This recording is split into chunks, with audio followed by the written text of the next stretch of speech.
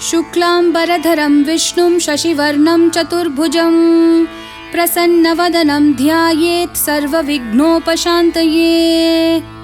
व्यासं वसिष्ठनप्तारं शक्तैः पौत्रमकल्मषं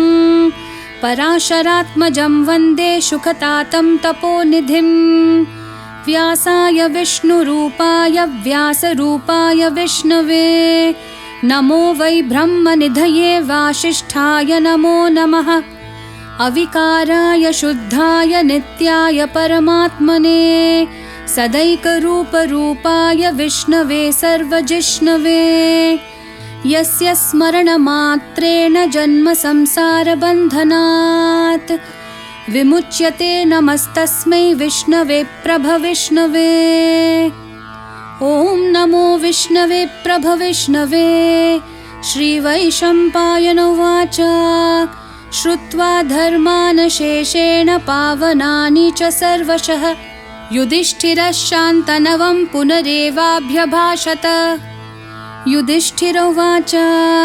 किमेकं दैवतं लोके किं वाप्येकं परायणं स्तुवन्तः कं कमर्चन्तः प्राप्नुयुर्मानवा शुभं। को धर्म सर्वधर्माणां भवतः परमो मतः किं जपन्मुच्यते जन्तुर्जन्म संसारबन्धनात्। श्रीभीष्म उवाच जगत्प्रभुं देवदेवम् अनन्तं पुरुषोत्तमं स्तुवन्नामः सहस्रेण पुरुषस्तततोत्थितः। त्वमेव चार्चयन् नित्यं भक्त्या पुरुषम् अव्ययं ध्यायन् स्तुवन् नमस्यं च यजमानस्तमेव च। अनादिनिधनं विष्णुं सर्वलोकमहेश्वरं लोकाध्यक्षं स्तुवन् नित्यं सर्वदुःखातिगो भवेत्। ब्रह्मण्यं सर्वधर्मज्ञं लोकानां कीर्तिवर्धनं लोकनाथं महद्भूतं सर्वभूतभवोद्भवम्। एष मे सर्वधर्माणां धर्मोऽधिकतमो मतः यद्भक्त्या पुण्डरीकाक्षं स्तवैरर्चयन्नरः सदा। परमं यो महत्तेजः परमं यो महत्तपः परमं यो महद्ब्रह्म परमं यः परायणं। पवित्राणां पवित्रं यो मङ्गलानां च मङ्गलं दैवतं देवतानां च भूतानां यो व्ययपितः यतः सर्वाणि भूतानि भवन्त्यादियुगागमे यस्मिंश्च प्रलयं यान्ति पुनरेव युगक्षये। तस्य लोकप्रधानस्य जगन्नाथस्य भूपते विष्णोर्नाम सहस्रं मे शृणु पापभयापहम्। यानि नामानि गौणानि विख्यातानि महात्मनः ऋषिभिः परिगीतानि तानि वक्ष्यामि भूतये। ऋषिर्नाम्नां सहस्रस्य वेदव्यासो महामुनिः छन्दोनुष्टुप् तथा देवो भगवान् देवकीसुतः। अमृतांशोद्भवो बीजं शक्तिर्देवकीनन्दनः त्रिसामा हृदयं तस्य शान्त्यर्थे विनियुज्यते। विष्णुं जिष्णुं महाविष्णुं प्रभविष्णुं महेश्वरम् अनेकरूपदैत्यान्तं नमामि पुरुषोत्तमम्। अस्य श्रीविष्णोर्दिव्यसहस्रनामस्तोत्रमहामन्त्रस्य श्रीवेदव्यासो भगवान् ऋषिः अनुष्ठुप् छन्दः श्रीमहाविष्णु परमात्मा श्रीमन्नारायणो देवता। अमृतांशोद्भवो भानुरुतिबीजं देवकीनन्दनशिष्टेऽथि शक्तिः। उद्भवक्षोभनो देव इति परमो मन्त्रः शङ्खबृन्नन्दकी चक्रति कीलकं शाङ्गधन्वा गदाधर इति अस्त्रं रथाङ्गपाणि रक्षोभ्य इति नेत्रं त्रिसामा सामगसामेति कवचम् आनन्दं परब्रह्मेति योनिः ऋतुसुदर्शनकाल इति दिग्बन्धः श्रीविश्वरूप इति ध्यानम्। श्रीमहाविष्णु प्रीत्यर्थे सहस्रनाम जपे विनियोगः ध्यानम्। क्षीरोदन्वत्प्रदेशे शुचिमनिविलसत्सैकते मौक्तिकानां मालाक्लृप्तासनस्थस्फटिकमणिनिभैर्मौक्तिकैर्मण्डिताङ्गः शुभ्रैरभ्रैरदभ्रैरुपरि विरचितैर्मुक्तपीयूषवर्षैः आनन्दीन पुनीयादरिनलिनगदा शङ्खपाणिर्मुकुन्दः भूपादौ यस्य नाभिर्वियदसुरनिलश्चन्द्रसूर्यौ च नेत्रे कर्णावाशाशिरोद्यौर्मुखमपि दहनो यस्य वास्तेयमब्धिः अन्तस्तं यस्य विश्वं सुरनरखगो भोगि गन्धर्वदैतेः चित्रं रं रम्यते तं त्रिभुवनवपुषं विष्णुमीशं नमामि। ॐ नमो भगवते वासुदेवाय। शान्ताकारं भुजगशयनं पद्मनाभं सुरेशं विश्वाधारं गगनसदृशं मेघवर्णं शुभांगं लक्ष्मीकान्तं कमलनयनं योगिहृद्ध्यानगम्यं वन्दे विष्णुं भवभयहरं सर्वलोकैकनाथं मेघश्यामं पीतकौशेयवासं श्रीवत्साङ्कं कौस्तुभोद्भासिताङ्गं पुण्योपेतं पुण्डरीकायताक्षं विष्णुं वन्दे सर्वलोकैकनाथं नमः समस्तभूतानाम् आदिभूताय भूभृते अनेकरूपरूपाय विष्णवे प्रभविष्णवे शशङ्खचक्रं सकिरीटकुण्डलं सपीतवस्त्रं सरसीरुहेक्षणं सहारवक्षस्थलशोभिकौस्तुभं नमामि विष्णुं शिरसा चतुर्भुजम् छायायां पारिजातस्य हेमसिंहासनोपरि आसीनमब्बुधश्याममायताक्षम् अलङ्कृतं चन्द्राननं चतुर्बाहुं श्रीवत्साङ्कितवक्षसं रुक्मिणी सत्यभामाभ्यां सहितं कृष्णमाश्रये।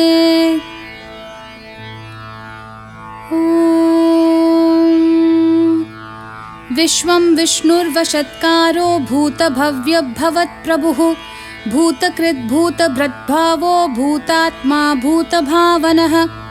पूतात्मा परमात्मा च मुक्तानां परमागतिः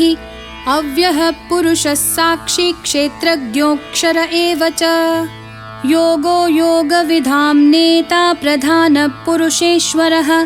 नारसिंह वपुः श्रीमान् केशवः पुरुषोत्तमः सर्वः सर्वः शिवस्थाणुर्भूताधिर्निधिरव्ययः सम्भवो भावनो भर्ता प्रभवः प्रभुरीश्वरः स्वयंभूः शम्भुरादित्य पुष्कराक्षो महास्वनः अनादिनिधनो धाता विधाता धातुरुत्तमः अप्रमेयो ऋषिकेश पद्मनाभोऽमरप्रभुः विश्वकर्मा मनुस्त्वष्टा स्थविष्ठस्थविरो ध्रुवः अग्राह्य शाश्वत कृष्णो लोहिताक्ष प्रतर्दनः प्रभूतस्त्रिककुब्धाम पवित्रं मङ्गलं परम् ईशान प्राणद प्राणो ज्येष्ठ श्रेष्ठ प्रजापतिः हिरण्यगर्भो भूगर्भो माधवो मधुसूदनः ईश्वरो विक्रमी धन्वी मेधावी विक्रमाक्रमः अनुत्तमो दुराधर्ष कृतज्ञ कृतिरात्मवान् सुरेशः शरणं शर्म विश्वरेता प्रजाभवः अहः संवत्सरो व्याळ्ह प्रत्ययः सर्वदर्शनः अजः सर्वेश्वरः सिद्धः सिद्धि सर्वाधिरच्युतः वृषाकपिरमेयात्मा सर्वयोगविनिःसृतः वसुर्वसुमनाः सत्य समात्मा संमिताः समः अमोघः पुण्डरीकाक्षो वृषकर्मा वृषाकृतिः रुद्रो बहुशिरा बभ्रूर्विश्वयोनिः शुचिश्रवाः अमृतः शाश्वतस्थाणुर्वरारोहो महातपाः सर्वगः सर्वविद्भानु विश्वक्सेनो जनार्दनः वेदो वेदविधव्यङ्गो वेदाङ्गो वेदवित्कविः लोकाध्यक्षः सुराध्यक्षो धर्माध्यक्षः कृताकृतः चतुरात्मा चतुर्व्यूहश्चतुर्धंश्रश्चतुर्भुजः भ्राजिष्णुर्भोजनं भोक्ता सहिष्णुर्जगदादिजः अनघो विजयो जेता विश्वयोनिः पुनर्वसुः उपेन्द्रो वामनः प्रांशुरमोघः सुचिरूर्जितः अतीन्द्रः संग्रहः सर्गो धृतात्मा नियमो यमः वैद्यो वैद्या सदा योगी वीरः माधवो मधुः अतीन्द्रियो महामायो महोत्साहो महाबलः महाबुद्धिर्महावीर्यो महाशक्तिर्महाद्युतिः अनिर्देश्य वपुः श्रीमान् अमेयात्मा महाधृदक् महेश्वासो महीभर्ता श्रीनिवासः सतां गतिः अनिरुद्धः सुरानन्दो गोविन्दो गोविदाम्पतिः मरिचिर्तमनोहंसः सुपर्णो भुजगोत्तमः हिरण्यनाभः सुतपाः पद्मनाभः प्रजापतिः अमृत्युः सर्वदृक्सिंहः सन्धाता सन्धिमान् स्थिरः अजोधुर्मर्शनः शास्ता विश्रुतात्मा सुरारिः गुरुर्गुरुतमो धाम सत्यः सत्यपराक्रमः निमिषो निमिषस्रग्वी वाचस्पतिरुदारधीः अग्रणीर्ग्रामणीः श्रीमान् न्यायो नेता समीरणः सहस्रमूर्धा विश्वात्मा सहस्राक्षः सहस्रपात् आवर्तनो निवृत्तात्मा संवृतः सम्प्रमर्दनः अहः संवर्तको वह्निरनिलोधरणीधरः सुप्रसादः प्रसन्नात्मा विश्वधृग्विश्वभुग्विभुः सत्कर्ता सत्कृतः साधुर्जन्नुर्नारायणो नरः असंख्येयो प्रमेयात्मा विशिष्टः शिष्टकृच्छुचिः सिद्धार्थः सिद्धसङ्कल्पः सिद्धिदः सिद्धिसाधनः वृषाही वृषभो विष्णुर्वृषपर्वा वृषोदरः वर्धनो वर्धमानश्च विविक्तः श्रुतिसागरः सुभुजो दुर्धरो वाग्मी महेन्द्रो वसुदो वसुः नैकरूपो बृहद्रूपः शिपिविष्ठप्रकाशनः ओजस्तेजोद्युतिधरः प्रकाशात्मा प्रतापनः रिद्धस्पष्टाक्षरो मन्त्रः चन्द्रांशूर्भास्करद्युतिः अमृतांशोद्भवो भानुः शशबिन्दुः सुरेश्वरः औषधं जगतः सेतुः सत्यधर्मपराक्रमः भूतभव्यभवन्नाथः पवनः पावनो नलः कामः कामकृत्कान्तः कामः कामप्रदः प्रभुः युगादिकृद्युगावर्तो नैकमायो महाशनः अदृश्यो व्यक्तरूपश्च सहस्रजिदनन्तजित् इष्टो विशिष्टशिष्टेष्ट शिखण्डी नहुषो वृषः क्रोधः क्रोधकृत्कर्ता विश्वबाहुर्महीधरः अच्युतप्रतिथः प्राणदो वासवानुजः अपान्निधिरधिष्ठानम् अप्रमतः प्रतिष्ठितः स्कन्दस्कन्दधरो धुर्यो वरदो वायुवाहनः वासुदेवो बृहद्भानुरादिदेवः पुरन्दरः अशोकस्तारनस्तारः शूरः शौरिर्जनेश्वरः अनुकूलश्शतावर्तः पद्मिपद्मनिभेक्षणः पद्मनाभोरविन्दाक्षः पद्मगर्भः शरीरभृत् महर्धिर्ऋद्धो वृद्धात्मा महाक्षो गरुडध्वजः अतुलः शरभो भीमः समयज्ञो हविर्हरिः सर्वलक्षणलक्षण्यो लक्ष्मीवान् समितिञ्जयः विक्षरो रोहितो मार्गो हेतुर्दामोदरः सहः महीधरो महाभागो वेगवानमिताशनः उद्भवः क्षोभनो देवः श्रीगर्भः परमेश्वरः करणं कारणं कर्ता विकर्ता गहनो गुहः व्यवसायो व्यवस्थानः संस्थानस्थानदो ध्रुवः परर्धिः परमस्पष्टतुष्टपुष्टक्षुभेक्षणः रामो विरामो विरतो मार्गो नेयो नयो नयः वीरशक्तिमतां श्रेष्ठो धर्मो धर्मविदुत्तमः वैकुण्ठः पुरुषः प्राणदः प्रणवपृथुः हिरण्यगर्भः शत्रुघ्नो व्याप्तो वायुरधोक्षजः ऋतुः सुदर्शनः कालः परमेष्ठिः परिग्रहः उग्रसंवत्सरो दक्षो विश्रामो विश्वदक्षिणः विस्तारस्थावरस्थाणुः प्रमाणं बीजमव्ययम् अर्थोऽनर्थो महाकोशो महाभोगो महाधनः अनिर्विन्नस्थविष्टो भूर्धर्मयूपो महामखः नक्षत्रनेमिर्नक्षत्री क्षमः क्षामसमीहनः यज्ञयुज्यो महेज्यश्च क्रतुः सत्रं सताङ्गतिः सर्वदर्शी विमुक्तात्मा सर्वज्ञो ज्ञानमुत्तमम् सुव्रतः सुमुखः सूक्ष्मः सुघोषः सुखदः सुहृत् मनोहरो जितक्रोधो वीरबाहुर्विदारणः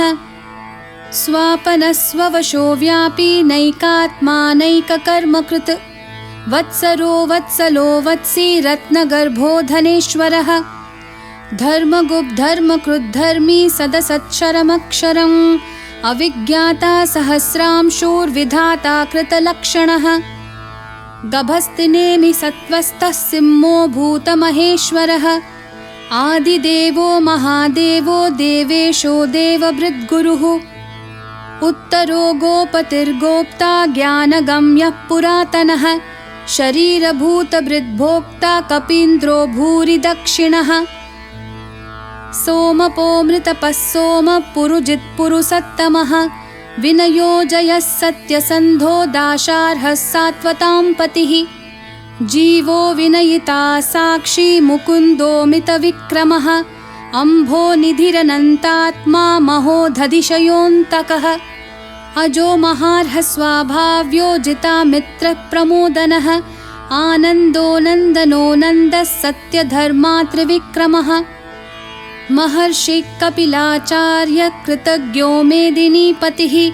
त्रिपदस्त्रिदशाध्यक्षो महाशृङ्गकृतान्तकृत् महावराहो गोविन्दः सुषेणः कनकाङ्गदिः गुह्यो गभीरो गहनो गुप्तश्चक्रगदाधरः वेधास्वाङ्गोजितः कृष्णो दृढः सङ्कर्षणाच्युतः वरुणो वारुणो वृक्षः पुष्कराक्षो महामनाः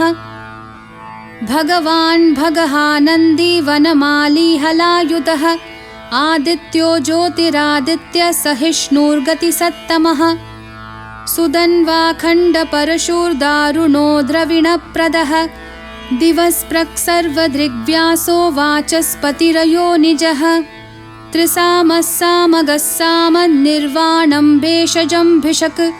सन्न्यासकृच्छमः शान्तो निष्ठः शान्तिपरायणम् शुभाङ्गः शान्तिदस्सृष्टा कुमुदः कुवलेशयः गोहितो गोपतिर्गोप्ता वृषभाक्षो वृषप्रियः अनिवर्ती निवृत्तात्मा संक्षेप्ताक्षेमकृच्छिवः श्रीवत्सवक्षा श्रीवासः श्रीपतिः श्रीमतांवरः श्रीधः श्रीशः श्रीनिवासः श्रीनिधिः श्रीविभावनः श्रीधरः श्रीकरः श्रेयः श्रीमान् लोकत्रयाश्रयः स्वक्षः सङ्घः शतानन्दो नन्दिर्ज्योतिर्गणेश्वरः विजितात्मा विधेयात्मा सत्कीर्तिश्छिन्नसंशयः उदीर्णः सर्वतश्चक्षुरनीशः शाश्वतस्थिरः भूषयो भूषणो भूतिर्विशोकः शोकनाशनः अर्चिष्मान्नर्चितः कुम्भो विशुद्धात्मा विशोधनः अनिरुद्धो प्रतिरथः प्रद्युम्नामितविक्रमः कालनेमी निहावीरः शौरिः शूरजनेश्वरः त्रिलोकात्मा त्रिलोकेशः केशवः केशिहा हरिः कामदेवः कामपालः कामी कान्तकृतागमः अनिर्देश्य वपुर्विष्णु वीरोऽनन्तो धनञ्जयः ब्रह्मण्यो ब्रह्मकृद्ब्रह्मा ब्रह्म ब्रह्मविवर्धनः ब्रह्मविद् ब्राह्मणो ब्रह्मी ब्रह्मज्ञो ब्राह्मणप्रियः महाक्रमो महाकर्मा महातेजा महोरगः महाक्रतुर्महायज्वा महायज्ञो महाहविः स्थव्यस्थवप्रियस्तोत्रं स्तुतिस्तोतारणप्रियः पूर्णपूरयिता पुण्यः पुण्यकीर्तिरनामयः मनोजवस्तीर्थकरो वसुरेता वसुप्रदः वसुप्रदो वासुदेवो वसुर्वसुमना हविः सद्गति सत्कृतिः सत्ता सद्भूतिः सत्परायणः शूरसेनो यदुश्रेष्ठा सन्निवासः सुयामुनः भूता वासो वासुदेवः सर्वासु निलयो नलः दर्पः दर्पदो दृप्तो दुर्धरोऽथा पराजितः विश्वमूर्तिर्महामूर्तिर्दीप्तमूर्तिरमूर्तिमान् अनेकमूर्तिरव्यक्तः शतमूर्तिः शताननः एकोनैकः सवक्कं किं यत्तत्पदमनुत्तमं लोकबन्धुर्लोकनाथो माधवो भक्तवत्सलः सुवर्णवर्णो हेमाङ्गो वराङ्गश्चन्दनाङ्गदी वीरः विषमः शून्यो घृताशीरचलश्चलः अमानीमानदो मान्यो लोकस्वामी त्रिलोकधृक् सुमेधा मेधजो धन्यः सत्यमेधाधराधरः तेजो वृषोद्युतिधरः सर्वशस्त्रभृतांवरः प्रग्रहो निग्रहो व्यग्रो नैकशृङ्गो गदाग्रजः चतुर्मूर्तिश्चतुर्बाहुश्चतुर्व्यूहश्चतुर्गतिः चतुरात्मा चतुर्भावश्चतुर्वेदविदेकपात् समावर्तो निवृत्तात्मा दुर्जयो दुरतिक्रमः दुर्लभो दुर्गमो दुर्गो दुरावासो दुरारिः शुभाङ्गो लोकसारङ्गः सुतन्तुस्तन्तुवर्धनः इन्द्रकर्मा महाकर्मा कृतकर्मा कृतागमः उद्भवः सुन्दरः सुन्दो रत्ननाभः सुलोचनः अर्को वाजः सनः शृङ्गी जयन्तः सर्वविजयी सुवर्णबिन्दुरक्षोभ्यः सर्ववागीश्वरेश्वरः महाह्रदो महागर्तो महाभूतो महानिधिः कुमुदः कुन्दरः कुन्दः पर्जन्यः पावनो निलः अमृताशोऽमृतवपुः सर्वज्ञः सर्वतोमुखः सुलभः सुव्रतः सिद्धः शत्रुजिच्छत्रुतापनः न्यग्रोधोदुम्बराश्वत्थः चाणुरान्ध्रनिषूदनः सहस्रार्चिः सप्तजिह्वः सप्तैदाः सप्तवाहनः अमूर्तिरनघोचिन्त्यो भयकृद्भयनाशनः अनुर्बृहत्कृशस्थूलो गुणभृन्निर्गुणो महान् अधृतस्वधृतस्वास्य प्राग्वंशो वंशवर्धनः भारभृत्कथितो योगी योगिशः सर्वकामदः आश्रमः श्रमणः क्षामः सुपर्णो वायुवाहनः धनुर्धरो धनुर्वेदो दण्डो दमयिता दमः अपराजितः सर्वसहो नियन्ता नियमो यमः सत्त्ववान् सात्विकः सत्यः सत्यधर्मपरायणः अभिप्रायप्रियार्होर्हः प्रियकृत्प्रीतिवर्धनः विहाय सगतिर्ज्योतिः सुरुचिर्हुतभुग्विभुः रविर्विरोचनः सूर्यः सविता रविलोचनः अनन्तो हुतभुग्भोक्ता सुखदो नैकजोऽग्रजः अनिर्विण्णः सदामर्षि लोकाधिष्ठानमद्भुतः सनातनतमः कपिलः कपिरव्ययः स्वस्तिदः स्वस्तिकृत् स्वस्ति स्वस्ति भुक् स्वस्ति दक्षिणः अरौद्रकुण्डलीचक्री विक्रमयूर्जितशासनः शब्दातिगः शब्दसः शिशिरः शर्वरीकरः अक्रूरपेशलो दक्षो दक्षिणक्षमिनां वरः विद्वत्तमो वीतभयपुण्यश्रवणकीर्तनः उत्तारणो दुष्कृतिः पुण्यदुःस्वप्ननाशनः वीरः रक्षणः सन्तो जीवनः पर्यवस्थितः अनन्तरूपोऽनन्तश्रीर्जितमन्युर्भयापहः चतुरश्रो गभीरात्मा विदिशो व्यादिशोऽधिशः अनादिर्भूर्भुवो लक्ष्मी सुवीरो रुचिराङ्गदः जननो जनजन्मादिः भीमो भीमपराक्रमः आधारनिलयो धाता पुष्पहासप्रजागरः ऊर्ध्वगः सत्पथाचारः प्राणदः प्रणवः पणः प्रमाणं प्राणनिलय प्राणभृत् प्राणजीवनः तत्त्वं तत्त्वविदेकात्मा जन्म मृत्युजरातिगः भूर्भुवः स्वस्तरुस्तारः सविता प्रपितामहः यज्ञो यज्ञपतिर्यज्वा यज्ञांगो यज्ञवाहनः यज्ञभृद्यज्ञकृद्यग्नि यज्ञभुग्यज्ञसाधनः यज्ञान्तकृद्यज्ञगुह्यं मन्नमन्नादयेव च आत्मयोनि स्वयं जातो वैखानः सामगायनः देवकीनन्दनः स्रष्टा क्षितीशः पापनाशनः शङ्खबृन्नन्दकी चक्री शाङ्खधन्वा गदाधरः रथाङ्गपाणिरक्षोभ्यः सर्वप्रहरणायुधः सर्वप्रहरणायुध ॐ नमः इति वनमाली गदीशाङ्गी शङ्खी चक्री च नन्दकी श्रीमान् नारायणो विष्णुर्वासुदेवोऽभिरक्षतु वनमाली गदीशाङ्गी शङ्खी चक्री च नन्दकी श्रीमान् नारायणो विष्णुर्वासुदेवोऽभिरक्षतु वनमाली गदीशाङ्गी शङ्खी चक्री च नन्दकी श्रीमान् नारायणो विष्णुर्वासुदेवोऽभिरक्षतु इतिदं कीर्तनीयस्य केशवस्य महात्मनः नाम्नां सहस्रं दिव्यानाम् अशेषेण प्रकीर्तितम् य इदं शृणुयान्नित्यं यश्चापि परिकीर्तयेत् नाशुभं प्राप्नुयात् किञ्चित् सोमुत्रेह च मानवः वेदान्तगो ब्राह्मणः स्यात् क्षत्रियो विजयी भवेत् वैश्यो धनसमृद्धः स्यात् शूद्रः सुखमवाप्नुयात् धर्मार्थी प्राप्नुयात् धर्ममर्थार्थी चार्थमाप्नुयात् कामानवाप्नुयात् कामी प्रजार्थी चाप्नुयात् प्रजाम् भक्तिमान् यः सदोत्थाय शुचिस्तद्गतमानसः सहस्रं वासुदेवस्य नाम्नामेतत् प्रकीर्तयेत् यशः प्राप्नोति विपुलं याति प्राधान्यमेव च अचलां श्रियमाप्नोति श्रेयः प्राप्नोत्यनुत्तमम् न भयं क्वचिदाप्नोति वीर्यं तेजश्च विन्दति भवत्यरोगोऽद्युतिमान् बलरूपगुणान्वितः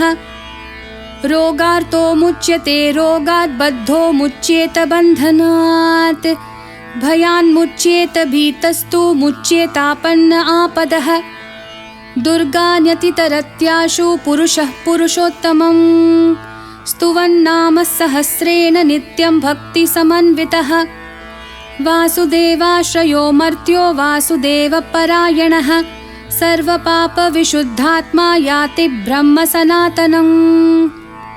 न वासुदेवभक्तानाम् अशुभं विद्यते क्वचित् जन्म मृत्युजरा व्याधि भयं नैवोपजायते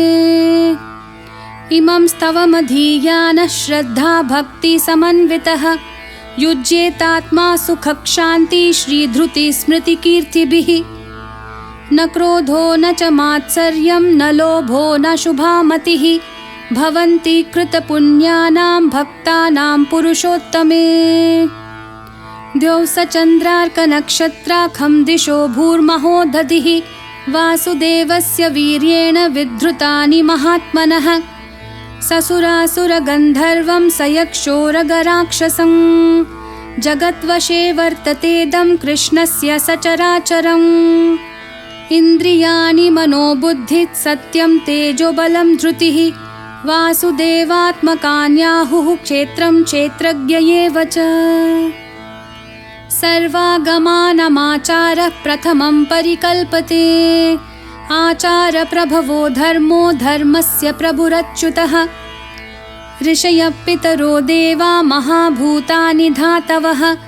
जङ्गमाजङ्गमं चेदं जगन्नारायणोद्भवम् योगो ज्ञानं तथा साङ्ख्यं विद्या शिल्पादिकर्म च वेदाशास्त्राणि विज्ञानमेतत् सर्वं जनार्दनात्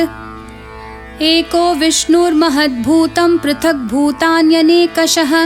त्रीन् लोकान् व्याप्य भूतात्मा भुङ्क्ते विश्वभुगव्ययः इमं स्तवं भगवतो विष्णोर्व्यासेन कीर्तितं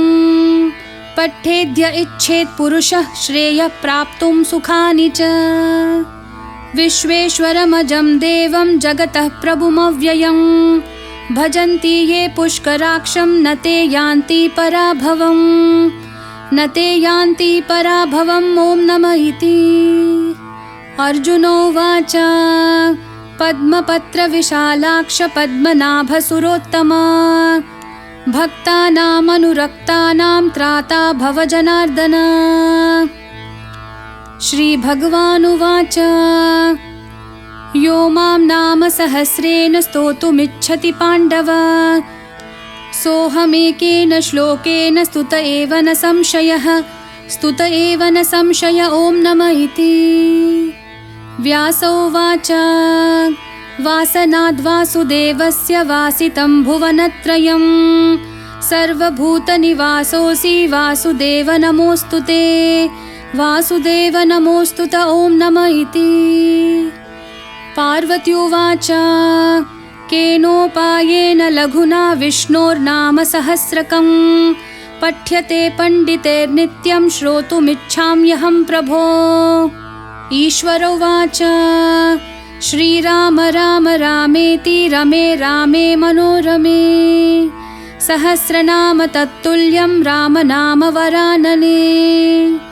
श्रीराम राम रामेति रमे रामे मनोरमे सहस्रनाम तत्तुल्यं राम नाम वरानने। श्रीराम राम रामेति रमे रामे मनोरमे सहस्रनाम तत्तुल्यं राम नाम वरानने। राम नाम वरानन ॐ नमः इति। ब्रह्मोवाच नमोऽस्त्वनन्ताय सहस्रमूर्तये सहस्रपादाक्षि शिरोरुबाहवे सहस्रनाम्ने पुरुषाय शाश्वते सहस्रकोटियुगधारिणे नमः सहस्रकोटियुगधारिणे नमः ॐ नमः इति। सञ्जय उवाच यत्र योगेश्वरः कृष्णो यत्र पार्थो धनुर्धरः तत्र श्रीर्विजयो भूतिर्ध्रुवा नीतिर्मतिर्मम। श्रीभगवानुवाच अनन्याश्चिन्तयन्तो मां ये जनः पर्युपासते तेषां नित्याभियुक्तानां योगक्षेमं वहाम्यहम्। परित्राणाय साधूनां विनाशाय च दुष्कृतां धर्मसंस्थापनार्थाय सम्भवामि युगे युगे। आर्ता विषण्णाः शिथिलाश्च भीताः घोरेषु च व्याधिषु वर्तमानाः संकीर्त्य नारायण शब्दमात्रं विमुक्तदुःखाः सुखिनो भवन्तु। कायेन वाचा मनसेन्द्रियैर्वा बुद्ध्यात्मना वा प्रकृते स्वभावात् करोमि यद्यत् सकलं परस्मै नारायणायेति समर्पयामि।